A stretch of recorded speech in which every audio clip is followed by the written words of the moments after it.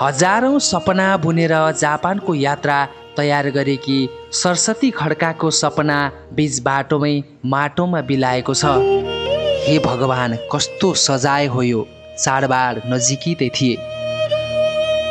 गाउँघरमा बस्ने चाहना हुँदा हुँदै पनि भविष्य खोज्दै सरस्वती खड्का आफ्नो परिवारको खुसीको लागि जापानको यात्रा तयार गरेकी थिइन्। छोरीलाई जापान पठाउन बुवा आमाले गहभरि आँसु बोकेर बिदाईका हात हल्लाउँदै थिए।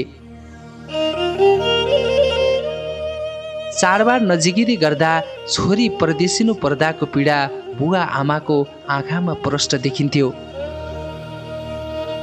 बुवाले छोरीलाई धनगढी हुँदै काठमाडौँसम्मको यात्राको बसको टिकट काट्छन्। जसोतसो मन थामेर छोरीलाई बिदाई त गर्छन्। यात्रा तयार हुन्छ। छोरीलाई तिहारको मुखमा बिदाई गर्नु पर्दाको पीडा बुवा आमाको अनुहारमा प्रष्ट देखिन्थ्यो।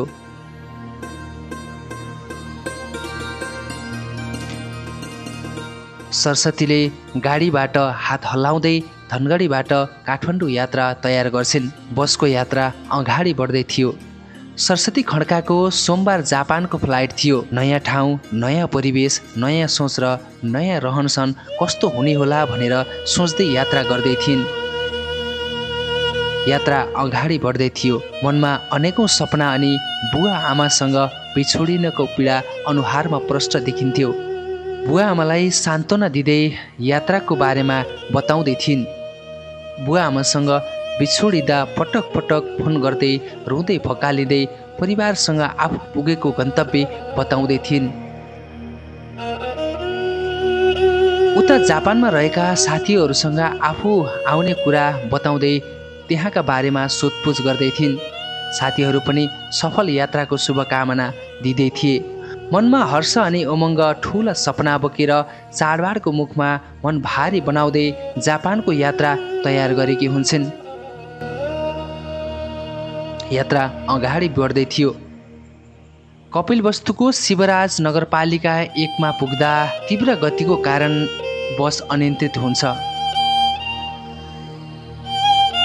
बस दुर्घटनामा पर्छ। त्यही बसमा सरस्वती खड्का पनि यात्रा गरिरहेकी थिइन्। जापानका ती सपना एकाएक दुर्घटनामा बिलाए। नियति यति कठोर साबित भयो कि उडान अघि नै उनको जीवनको यात्रा समाप्त भयो। सरस्वतीकी आमाले भन्ने शब्द छैन। छोरी राम्रो गरून् भनेर पठाएकी थिइन्।